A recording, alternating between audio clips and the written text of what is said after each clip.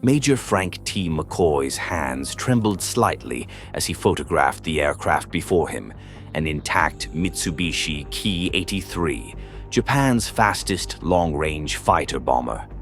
Outside, the war was nearing its final months, but in that moment, the Major wasn't thinking about the battles or the headlines. He was thinking about the weapon that made this scene possible, the weapon that dominated the air, the sea, and the land of every battlefield since 1918, the Browning .50 caliber M2, the Ma Deuce. To understand the Browning M2, we must return to 1917 in a small workshop in Ogden, Utah. There, a man named John Moses Browning leaned over his workbench, studying the blueprints for what would become one of the most feared weapons ever created. The Great War had unleashed machines of death, tanks, aircraft, and rapid-fire guns. The U.S. Army had seen the power of the German 13mm anti-tank rifles and demanded something stronger. They needed a machine gun that could tear through armor, aircraft, and vehicles alike.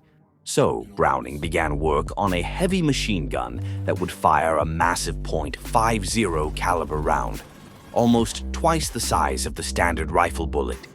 He called his creation the M1921, a water-cooled 50 caliber weapon that fired 500 rounds per minute, each capable of punching through metal and concrete. At first, the military dismissed it as too heavy and too slow for infantry use, but Browning didn't stop. He refined the design again and again. He made it lighter, air-cooled, adaptable for both ground and air use. By 1933, the improved version appeared, the M2HB, with HB standing for heavy barrel. It was reliable, powerful, and built like a machine that could last forever. The Browning .50 was ready, just in time for the greatest conflict the world had ever seen. World War II was the M2's true test. From the beaches of Normandy to the skies above Berlin, from the jungles of Burma to the deserts of North Africa, the Browning .50 became the voice of Allied power. Mounted on the wings of P-51 Mustangs, it shredded enemy aircraft out of the sky. Fixed to the B-17 Flying Fortress, it became the last line of defense for bomber crews, a curtain of fire that held off attacking fighters. And on the ground, it guarded convoys, blasted bunkers, and ripped through enemy fortifications. For Allied soldiers, the sound of the Ma Deuce meant safety. For their enemies, it meant certain destruction. When the war ended, most weapons faded into museums and memories. But the Browning .50 lived on. It evolved through the decades. In Korea, it defended frozen ridges against overwhelming odds. In Vietnam, it thundered from helicopter door mounts and fire bases deep in the jungle.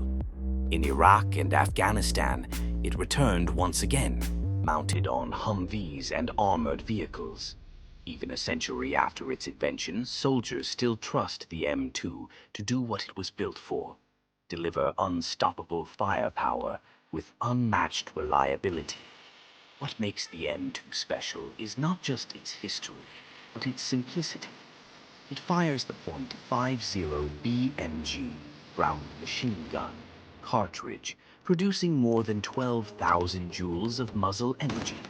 Its range extends nearly 7 kilometers.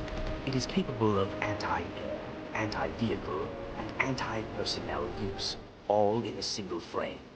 It doesn't need electronics, computers, or complex systems.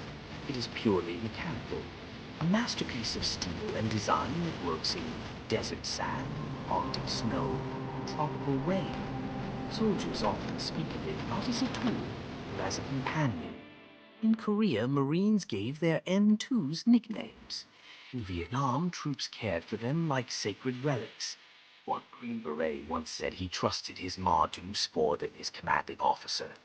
At Firebase 4, when the perimeter was collapsing, one M2 gunner held the line long enough for reinforcements to arrive. Fallujah, it echoed across the city streets as American convoys fought their way through ambushes. It has never been the prettiest weapon, but it has always been the one that worked. John Moses Browning never saw his masterpiece in battle. He died in 1926 while working in Belgium on another firearm. His creation outlived him, continues to live to this day. Every shot fired from an M2, every aircraft it saved, every soldier it protected, stands as a tribute to his genius. In the modern world of drones and lasers, the Browning .50 remains the backbone of battlefield firepower. In a century of change, only a few weapons have stood the test of time. The AK-47, the M1911, the M16, and above them all, the Browning M2. Still mounted on tanks, still defending outposts, still roaring in battlefields from Europe to the Middle East. From 1918 to 2025, over 100 years of war and peace, one thing remains true. When the Browning .50 speaks, the world listens. Forged by John Browning, tested by time, feared by enemies. The Browning M2, the gun that refused to die,